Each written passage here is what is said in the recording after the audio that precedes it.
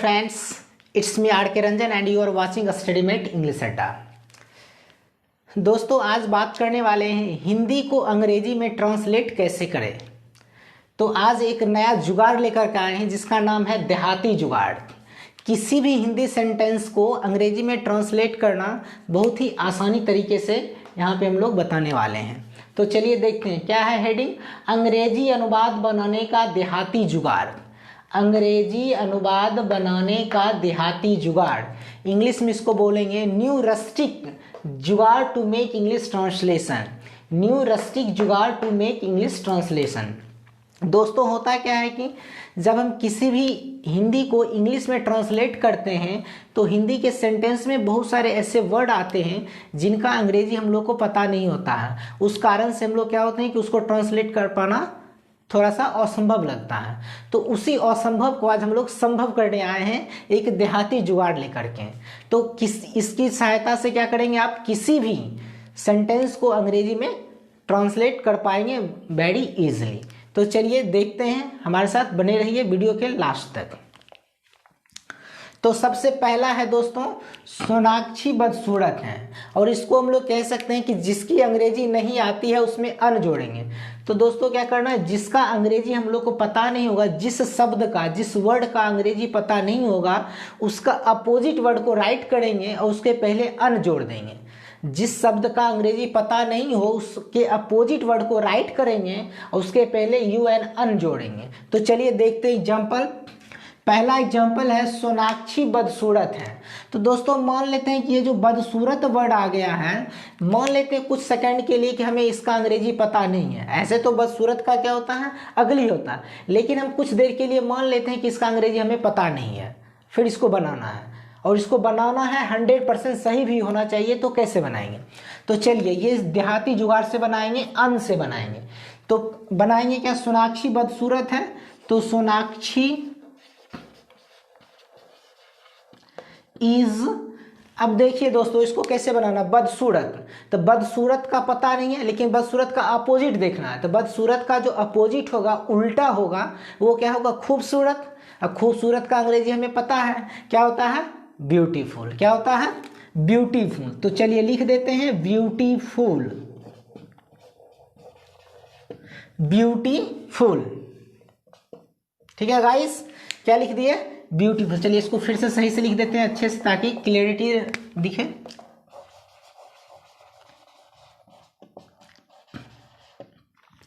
Beautiful. अब क्या किए, सी इज, सोनाक्षी इज ब्यूटीफुल। इस ब्यूटीफुल के आगे हम लोग को क्या करना है, सिर्फ अन जोड़ देना है, यू एन अन। अब गाइस क्या हो गया, अनब्यूटीफुल। सोनाक्षी इज अनब्यूटीफुल, इसका मतलब हुआ सोनाक्षी बदसूरत है। देखिए यहाँ पे क्या था, बदसूरत। बदसूरत का पता नहीं था लेकिन क्या किए हम इसके अपोजिट वाले वर्ड की हेल्प से क्या किए, इसका ट्रांसलेट कर दिए और ये जो वर्ड करेगा बिल्कुल 100% सही होगा। ओके दोस्तों, फिर से देख लेते हैं। सोनाक्षी बदसूरत है, सोनाक्षी इज अनब्यूटीफुल। बदसूरत का अपोजिट होता है खूबसूरत, खूबसूरत का इंग्लिश लिख दिए ब्यूटीफुल और उसके पहले क्या किए, अन जोड़ दिए। तो क्लियर, यहां से क्या हो गया, सोनाक्षी अनब्यूटीफुल, सोनाक्षी बदसूरत है। चलिए नेक्स्ट नंबर देखते हैं। नेक्स्ट नंबर है कपड़े गीले हो रहे हैं। अब देखिए दोस्तों यहाँ पे गीले, गीले होना या गीले हो रहे हैं, इसका अंग्रेजी पता नहीं है। ऐसे इसका होता है वेट, WET, वेट मीन्स होता है गीला या भींगा हुआ। मान लेते हैं कुछ समय के लिए कि यहाँ पे गीला का अंग्रेजी हमें पता नहीं है, फिर भी इसको ट्रांसलेट करना हो तो कैसे करेंगे, तो ये देहाती जुगाड़ से हम लोग करेंगे। चलिए देखते हैं। तो कपड़े का क्या होगा, क्लॉथ्स। कपड़े का होगा क्लॉथ्स। रहा है, रही है, रहे हैं, ये प्रेजेंट का कॉन्टिन्यूअस टेंस है और प्रेजेंट का कॉन्टिन्यूअस टेंस का स्ट्रक्चर होता है सब्जेक्ट प्लस इजमार प्लस वर्ब में ING। दोस्तों इसको हम आगे टेंस वाले सीरीज में बताएंगे, एक एक टेंस करके बहुत अच्छे से आसानी से बताएंगे, आसान तरीके से, ताकि आपको टेंशन कभी नहीं देगा। ओके चलिए अभी फिलहाल देखते हैं। कपड़े गीले हो रहे हैं तो क्लॉथ्स आर, दोस्तों गीला, गीला का अपोजिट वर्ड को देखना। गीला पता नहीं है, इसको छोड़ देते हैं कुछ समय के लिए। गीला का अपोजिट वर्ड क्या होता है, तो गीला का होता है सूखा। और सूखा का इंग्लिश हम लोग को बड़े आसानी से पता है, क्या होता है, ड्राई। क्या होता है गाइस, ड्राई। तो चलिए ड्राई, इसमें ing जोड़ देते हैं क्योंकि कॉन्टिन्यूअस है। तो क्लॉथ्स आर ड्राइंग, अब इसमें क्या करना है, हमको अन जोड़ देना, UN अन। क्या करना है इसमें, अच्छे से लिख देते हैं अन। तो फाइनली क्या बना, क्लॉथ्स आर अनड्राइंग, क्लॉथ्स आर अनड्राइंग, इसका मतलब हुआ कपड़े गीले हो रहे हैं। चलिए नेक्स्ट देखते हैं। यह एक बिन देखा संदेश है, यह एक बिन देखा संदेश है। अब देखिए दोस्तों, बिन देखा, इसका इंग्लिश बहुत सारे दोस्तों को नहीं पता होगा। अब इसका हम लोग कैसे बनाना है, मान लीजिए इसका पता नहीं है, लेकिन ये बहुत ही सिंपल सेंटेंस है, इसको हम लोग आराम से बना सकते हैं। लेकिन प्रॉब्लम कहाँ होगा कि बिन देखा का इंग्लिश हम लोग को पता नहीं है, तो कैसे बनाएंगे, तो इस देहाती जुगाड़ से बनाना है। किस देहाती, तो इस यहाँ से new rustic jugaad to make English translation, इसको बोलते हैं रस्टिक जुगाड़, देहाती जुगाड़ से बनाएंगे, नहीं रस्टिक जुगाड़ से बनाएंगे। तो चलिए देखते हैं, यह का क्या होगा, दिस इज। अब देखिए दोस्तों, बिन देखा का पता नहीं, लेकिन देखा का क्या होता है, देखा हुआ का सीन, देखा हुआ का सीन। तो बिन देखा का क्या होगा, तो सीन लिख देते हैं, इसमें अन जोड़ देना है, तो क्या हो गया, अनसीन। संदेश को बोलते हैं इंग्लिश में मैसेज।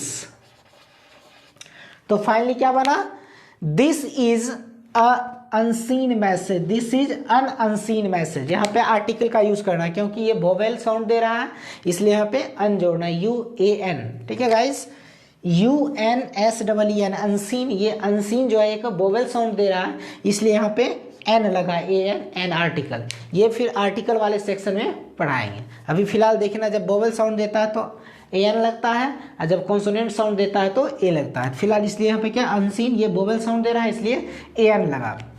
तो फाइनली क्या बना, this is an unseen message, this is an unseen message, यह एक बिन देखा संदेश है। चलिए अब दोस्तों क्या है, अब आपकी बारी, आपके होमवर्क की बारी है। तो यू वर्क है, इसी तरह आप लोग को क्या करना है, देहाती जुगाड़ से अन का यूज करके आप लोगों को ये 3 सेंटेंस मैंने लिख दिया है, इसको आप लोग को ट्रांसलेट करके आपको कमेंट बॉक्स में कमेंट कर देना है। अगर कोई मिस्टेक होगा तो मैं उसको इम्प्रूवमेंट करके कमेंट बॉक्स में ही चेक दूंगा। ओके दोस्तों, तो आप लोग अच्छे से स्क्रीनशॉट ले लेना, इसको कमेंट बॉक्स में कमेंट कर दीजिएगा बना करके। चलिए अब नेक्स्ट देखते हैं। नेक्स्ट दूसरा टॉपिक है use of hardware, use of hardware. अब दोस्तों क्या होगा, यहाँ पे हार्डवेयर का नाम सुनते हैं आप लोग को सॉफ्टवेयर, हार्डवेयर, कंप्यूटर से रिलेटेड माइंड में आ गया होगा। यहाँ पे हार्डवेयर का कंप्यूटर से कोई लेना देना नहीं है, यहाँ पे हार्डवेयर का इस इंग्लिश से लेना देना है। तो देखिए इंग्लिश में हार्डवेयर क्या होता है, पहले इसको क्लियर कर देते हैं, समझ लीजिए। हार्डवेयर का मतलब होता है जिस चीज़ का हम लोग इस्तेमाल करके कोई काम करते हैं, जैसे देखते हैं, तो देखने का काम किससे कर रहे हैं, आँख से कर रहे हैं। तो आँख जो हो गया, आई जो हो गया, ये मेरा हार्डवेयर हो गया। जैसे लिखते हैं, तो लिखने का जो काम होता है किससे होता है, हैंड से होता है, तो हैंड जो हो गया हार्डवेयर हो गया। जैसे सुनते हैं, तो सुनने का काम किससे होता है, कान से होता है, तो कान क्या हो गया, हार्डवेयर हो गया। जैसे बोलते हैं या खाते हैं, तो खाने का काम या बोलने का काम किससे होता है, माउथ से होता है, तो ये माउथ हो गया हार्डवेयर। ओके दोस्तों, चलिए अब नेक्स्ट देखते हैं।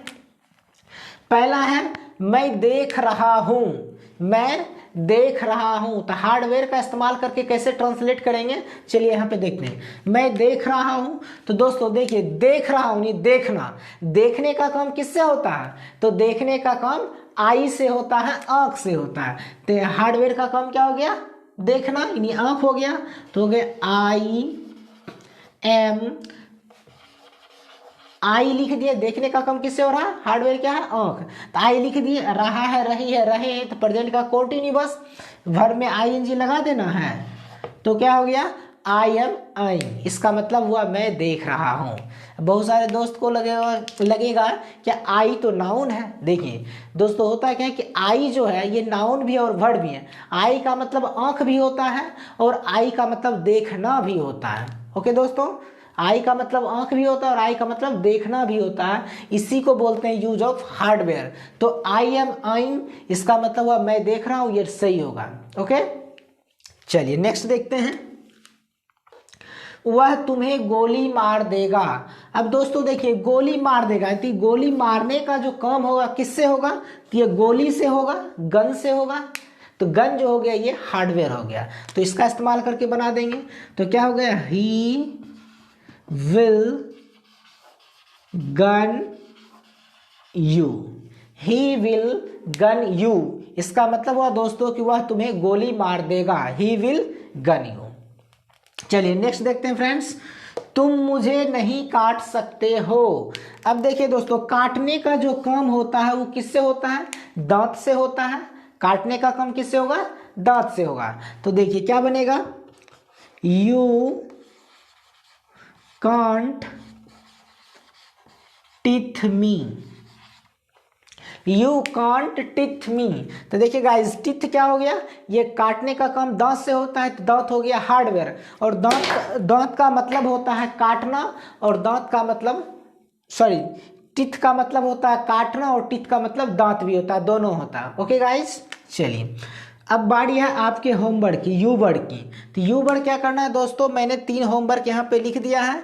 इसी तरह आप लोगों को यूज ऑफ हार्डवेयर का इस्तेमाल करके इस सेंटेंस को ट्रांसलेट करके कमेंट बॉक्स में चेक देना है, और कोई मिस्टेक होगा तो मैं कमेंट बॉक्स में इसको इनकरेक्ट को करेक्ट करके चेप दूंगा। ओके गाइस, चलिए पहला है, वह दूध दूह रहा है, क्या तुमने उसे लात मारी, उसने मुझे फूल दिया। 3 सेंटेंस है। पहला है, वह दूध दूह रहा है, क्या तुमने उसे लात मारी, उसने मुझे फूल दिया। इन तीनों को आपको बना के कमेंट बॉक्स में कमेंट कर देना। So guys, thank you so much मेरे साथ ये लेसन देखने के लिए। फिर कल मिलते हैं एक नए लेसन के साथ। हाँ गाइज, अगर आप लोग नए हैं मेरे यूट्यूब चैनल पे तो प्लीज़ चैनल को सब्सक्राइब कर लीजिए, स्टडीमेट इंग्लिश अड्डा को लाइक एंड शेयर कमेंट करते रहिए। इससे हम लोग को मोटिवेट मिलता है नए नए वीडियो और बनाने का।